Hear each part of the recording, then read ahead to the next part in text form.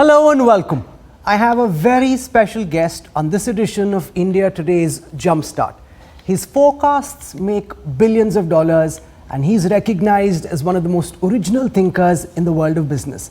A globally renowned money manager whose views matter as much in New York as they do in London, Shanghai and Tokyo, but who remains firmly rooted in India. I am delighted to introduce to you the Chief Strategist of Morgan Stanley Investment Management, best-selling author and world-class corporate intellectual, Ruchir Sharma. Ruchir, welcome to India Today. Thanks, Rahul. Good to sort of see you, albeit in a very different form this time. Ruchir and his team have put in a lot of effort in putting together an elaborate presentation about what the post-pandemic world will look like. How we'll do this broadcast is I'll take you through the points the presentation covers and Ruchir will explain what he's saying and why. But I want to start by asking Ruchir about what he's known world over for, his views on the stock market. Now, when the full extent of the damage this pandemic would cause became apparent, the markets tanked initially but have since started recovering. And there's a lot of bafflement about why the markets seem to be on the upward curve when you don't know how long the pandemic will last, when growth will start recovering from. What's your net sense of the global markets and the way they're going at this moment? Right. So if you look at the pandemic itself, the news over the last week has been less bad. I think that's the best way to characterize it. Why do I say that? So if you look at the increase in the global infection rate, that has slowed down now to about 2.5% a day. So that's a pretty substantial flattening of the curve. Similarly with the mortality rate. So what the markets are doing is focusing on this news and thinking that maybe, just maybe, there is an end in sight to this global pandemic. But the most important reason, I think, as to why we have got this extremely extraordinary bounce in markets across the world, which are on average up about 25 to 30% from their lows, is the incredible amount of stimulus this time that policymakers have thrown at this problem. Just to put this in perspective, the amount of stimulus that policymakers have so far put is at least twice, if not thrice as much as what was put in the entire global financial crisis of 2008 and 2009. So there's a lot of very easy liquidity which is swarming the global marketplace. Just in the US, around $2 trillion of money has come into money market accounts and new bank deposits. So that's the kind of money that people are seeing in their accounts. And this huge liquidity wave is helping prop up asset prices. We haven't seen quite the same kind of stimulus in India yet. Despite that, there has been a bounce back. The lockdown has been extended till at least the mid-May for the large part of the country, except for some relaxations in the green zone. What's your sense of what might happen in the Indian stock markets over the next few weeks? You know, the Indian stock market, I think you have a graph here to show that. The Indian stock market is completely correlated to global stock markets. In fact, if you see that graph, you will not be able to tell the difference between these two markets. That's always been my sort of hypothesis as far as the Indian market is concerned. So the market here takes its cue from what's happening globally. Look at it even this year. The average emerging market this year is down about 17% in dollar terms. The Indian stock market, it's down about 20%.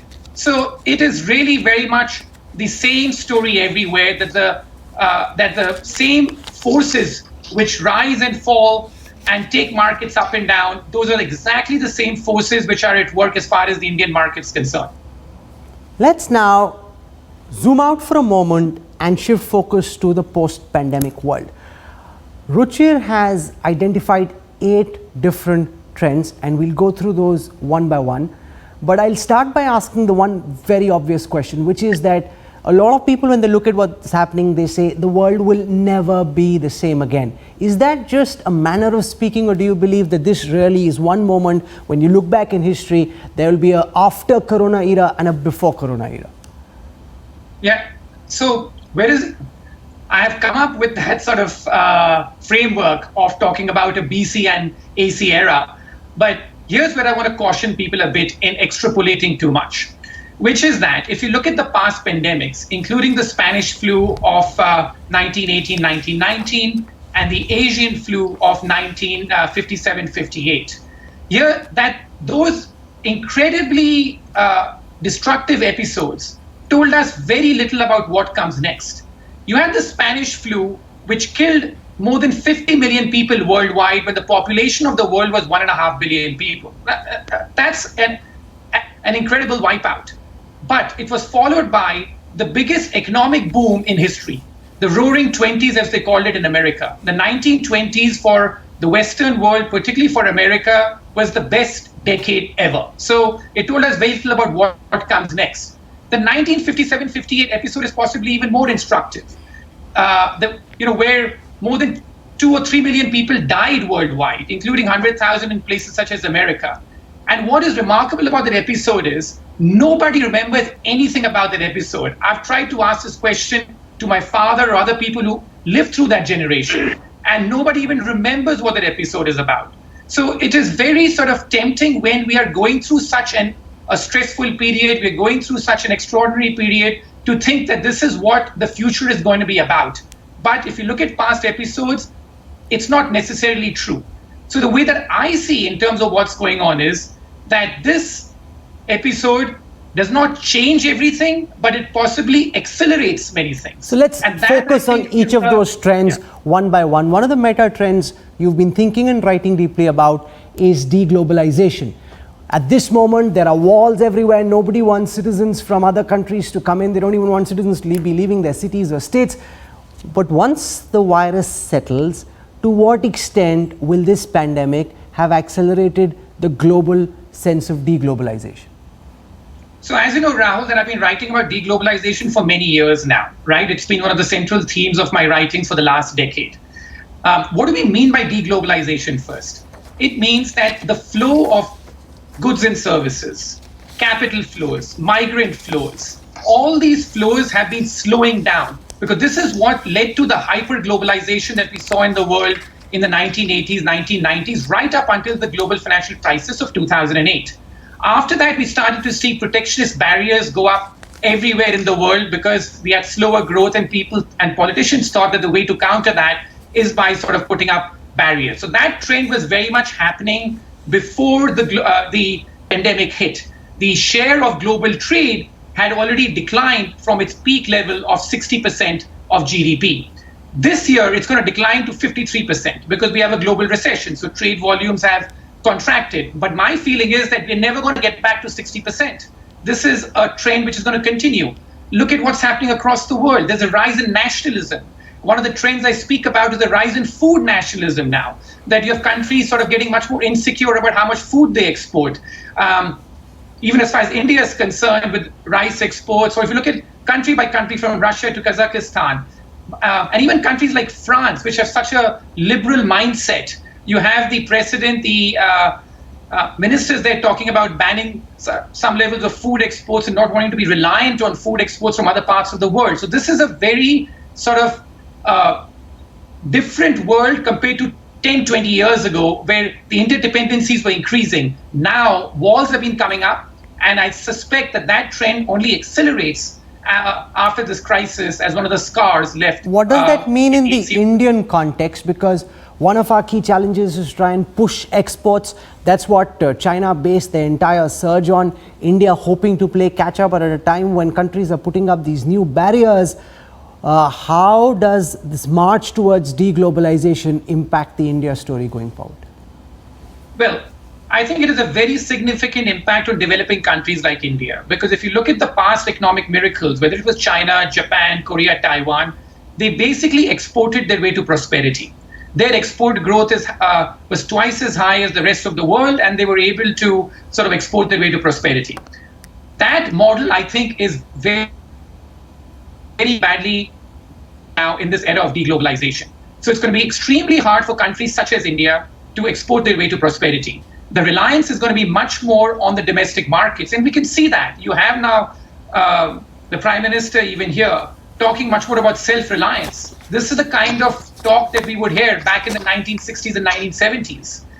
So the talk of exporting away to prosperity, we can see it in the language, is already being substituted for self-reliance now in the last few weeks. As we hear that term, I think it's going to get more and more popular in the months ahead. The other thrust is on localization and trying to manufacture domestically. Do you see that accelerate, and to what extent do you see that accelerate just as soon as this pandemic starts settling? So what's happening across the world is that, so this happened in phases. After the 2008 global financial crisis, people first wanted to sort of spread their supply chains a bit in terms of the fact that they didn't want like everything to be concentrated in China, particularly as Trump sort of ramped up the trade war after he came to power. So the whole idea was, okay, we don't want all our three supply chains to be in China. Let's put one in Vietnam, one in Cambodia, and maybe one even in places like India and Indonesia. I think what happens now is that there's a rethink of even that, which is that you have companies saying we want our production to be as close to our consumption basis. So I think that this entire thing of the region of supply chains is already underway, but now you want to bring it as much to home as possible. So China, I think that the anti-China sentiment, as you well know, has been spreading a lot. I have been sort of struck, even though I'm based in New York and there's been so much talk about the American-Chinese rivalry out there. But in the time that I've spent in India, I've been struck by just how violent this anti-China sentiment has been in India as well. So this is telling you about the future, which is much more about localization, but even the supply chains and trying to move them to places like India, this is going to be much more problematic in this world.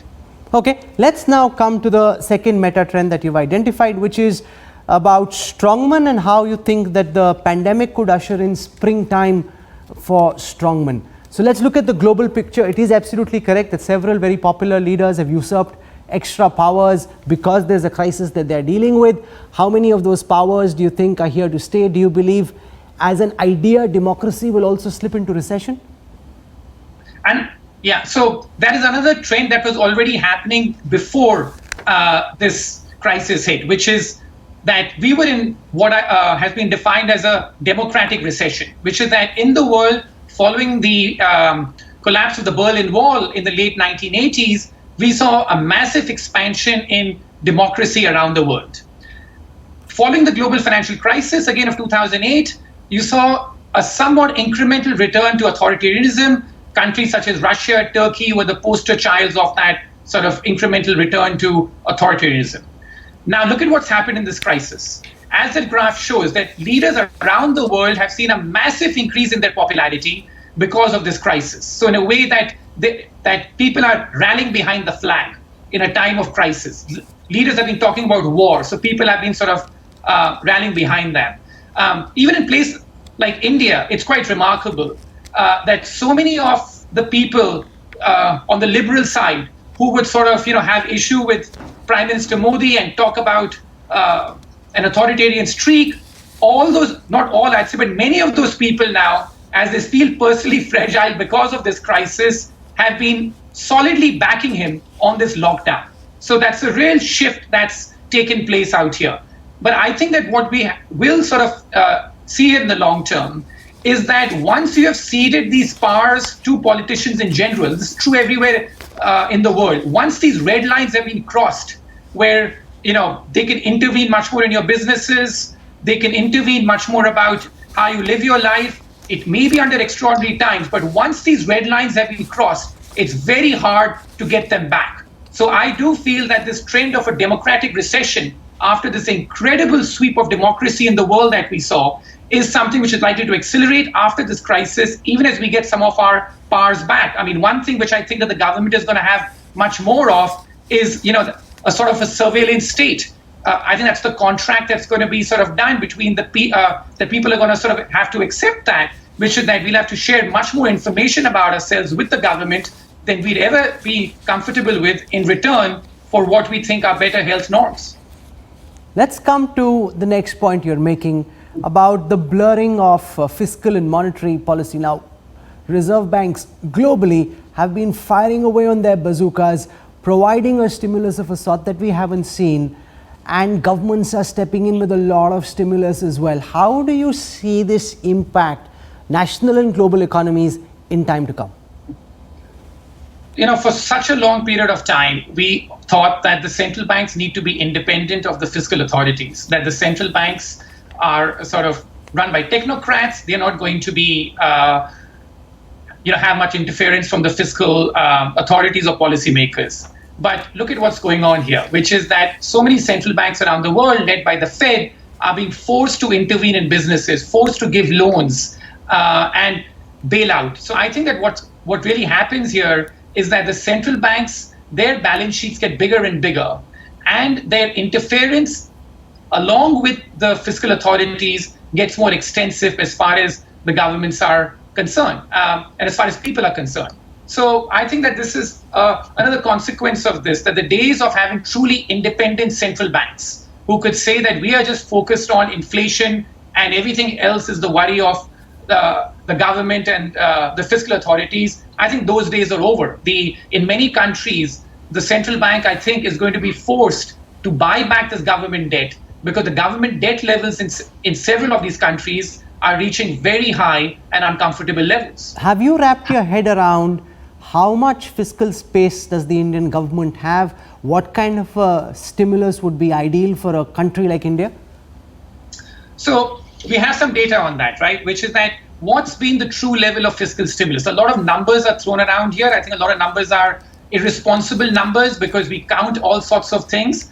But if you try and sort of objectively look at it, and there are other sort of firms from, which have done this in a very sort of objective way, which is what's the true amount of extra spending that governments are doing. So the global fiscal stimulus is around 4% of GDP in terms of the true extra money that governments have spent. In emerging markets, it's been much less than that, which is that it's been about nearly half of that. And India has been even lower, where the true fiscal stimulus, the true extra amount, has been just over 1% of GDP. Now, there's been a lot of criticism that shouldn't India be doing a lot more than this? And I just don't think that is realistic, because we don't have the kind of fiscal room, because we came into this again with such a large fiscal deficit. And I think that like some of the advice given by people here, or just print money, just stimulate, I think is very irresponsible advice, because this is not how it works in the developing world. And let me explain this. India's public debt as a share of its economy today is over 70% and could get as high as 80% in the next 1 year. What research has shown is that when debt levels in the developing world start to get to those kind of levels, borrowing costs rise very sharply. And even in India, it's, that across the world, interest rates have fallen, long-term interest rates, 10-year interest rates in the US, other places are all well below 1%. In India's case, or in other developing countries like Brazil, Indonesia, that has not happened. So in the developed world, they can virtually borrow free with long-term interest rates close to zero. In countries like India, Brazil, Indonesia, long-term interest rates are still over 6%, and they haven't fallen. So the borrowing costs are still high. And if we were to try and experiment with some adventure in terms of, let's print money and let's try this out, I think that we could have serious negative consequences where there's a loss of confidence. So in that regard, I think the government's been very realistic and responsible in not listening to this advice that we can print our way out of this mess. The other thing I want to focus on is debt phobia, the fear of taking new debt. Do you believe this in any case was being seen post the 2008 financial crisis? Do you believe that this pandemic will accelerate that trend, and to what extent? Yeah, so the big picture here, that there are four sort of constituents of debt. One is the household sector, the second is the financial sector, the third is the corporate sector, and the fourth is the government. What we saw was that we had this incredible debt super cycle, which began in the world in the early 1980s, as interest rates fell because of lower inflation, and you had a lot of financial sector deregulation. So we got an incredible debt boom around the world. Around 2008, when we had the global financial crisis, at least two of those four went down, which is that the financial sector and the consumer in many places was very badly hurt because of that crisis. And so they sort of got into a funk and went into a period of what I call debtophobia, which is scared of taking on more debt. But the corporate sector in many places and the government kept on taking more debt. After this crisis, the corporate sector has been really caught short. That in many places, the corporate sector has too much debt, and they realize that. So I feel that one of the consequences of this crisis will be that the debtophobia will now extend to not just the household and the financial sector, but also to the corporate sector. So the government really becomes the only sector which has the capacity and the willingness to take on debt. But the other constituents are going to be much more risk averse for taking on debt. And I think that's going to be the case in India as well, with the corporate sector here too pretty heavily indebted. We've already seen for AA corporate bonds a bit of a churn with Franklin Templeton's funds going under. How does that impact the corporate debt market in India, in your view, Ruchir? It makes it very difficult for anyone who doesn't have the highest corporate rating to take on new debt.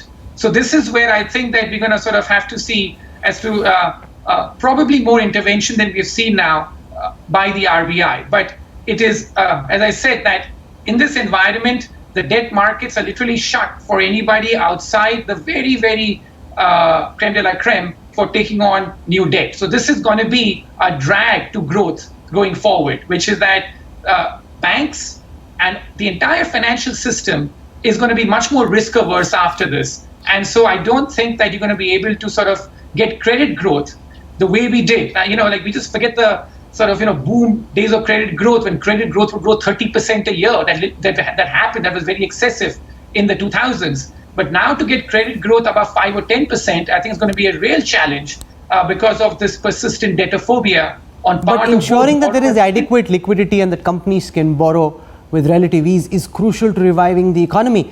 You've asked for more measures from the RBI. What specifically do you have in mind? What can the regulator and the government do to try and ease that debtophobia, Ruchir?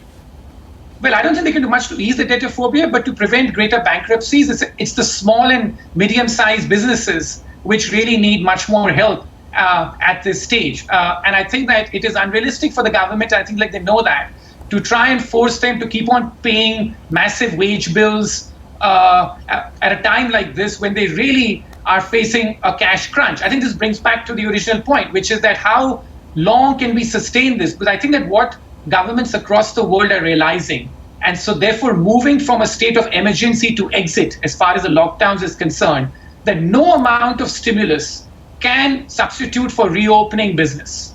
I think that is just a realization that's coming on, and so therefore we are seeing this rush to try, or maybe rush is too strong a word, but this thing of to try and reopen. Let me put this in perspective in terms of one statistic. Some simulations have been done to this, that for every 1 month that any economy remains in a lockdown phase, it loses 1.5 to 2% of GDP on an annual basis. So hypothetically, if the Indian economy remains in some sort of a lockdown over a 3-month period, and remember, we have gone through the strictest lockdown of any country in the world, that straight away knocks off 6 percentage points of whatever growth you were expecting for the year at the beginning of the year. So that gets you into contraction territory. So that is what we have to remember. Every single month that the lockdown So you're extends, essentially suggesting, from what I understand, that the IMF's projections and some of the other projections which still at this moment are in the positive territory. IMF said about 1.9%. That's hogwash. You believe that growth this year will actually contract and be in negative? It's very early for me to say it because India doesn't have high frequency data, but look at what's happening in the world, right? We've got the first quarter GDP data in many countries, which includes March.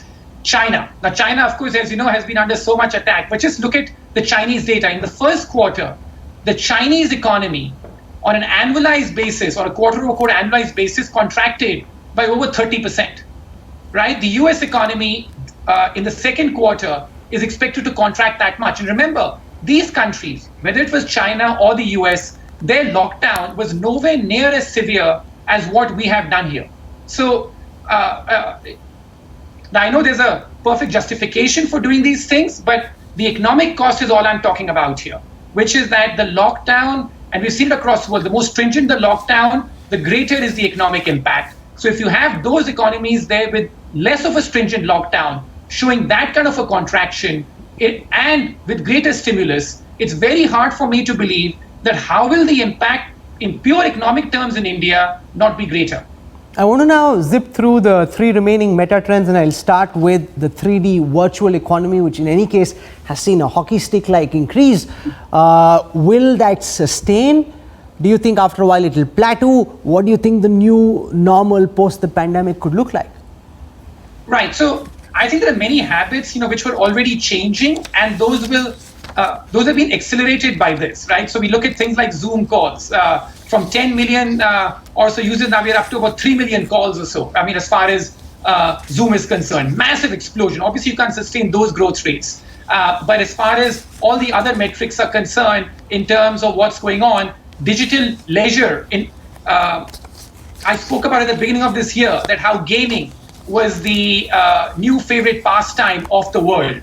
It's become even more so after this crisis. So it's the same thing, that all these trends were already happening, and those have been massively accelerated. Now, some of those trends, unfortunately, mean that some of the businesses are not coming back.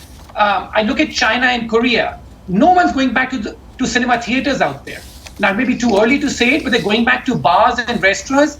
But I think that something has shifted there, that why do we need to go to a cinema theater compared to the streaming services that we have at home? So those businesses could be fundamentally damaged in a way that they don't even come back in any way close to the shape that we were before the crisis. But mostly this is about a massive acceleration of the trend. And yes, what's happened is that the trends that I and other people were expecting to play out over 5 or 10 years have telescoped, at least in the digital world, and happened in a period of 5 or 6 weeks, literally. So I think that, yes, it'll plateau, but the acceleration has been incredible and telescoped in time.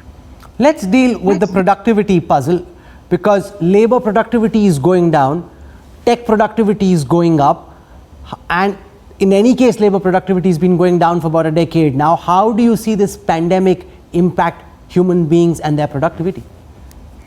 So I think there are two offsetting sort of things here. On the negative side, what I've written about a lot is that because around the world there's been so much cheap money, and the central banks and governments have been so inclined to just keep bailing out companies whenever they get in trouble, a trend that dates back to the 2008-2000 financial crisis and even before, it has kept alive a lot of inefficient companies, what I call zombie companies. These are companies that can barely sort of survive if it weren't for fresh cash infusions all the time.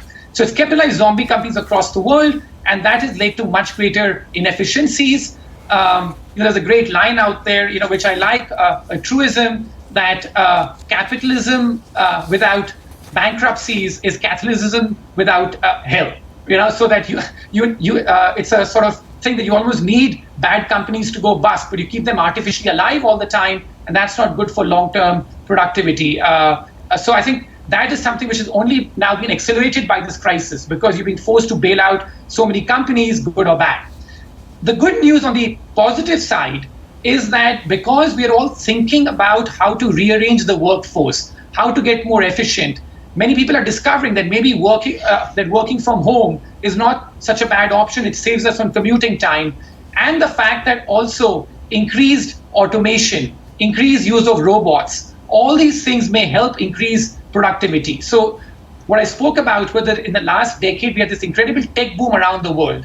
And yet there was very little increase in productivity, which was the productivity puzzle, explained partly because of these zombie companies. But what we could see now is the fact that as you see at least some increase in productivity with a more efficient ordering of the workforce with robots, automation, that could help productivity a bit in the long term as well. And finally, since your heart always lives in India, no matter where you live in the world, Ruchir, what would you like to see the Indian people and the Indian government do to ensure that to the extent that's possible, we can turn this crisis into an opportunity?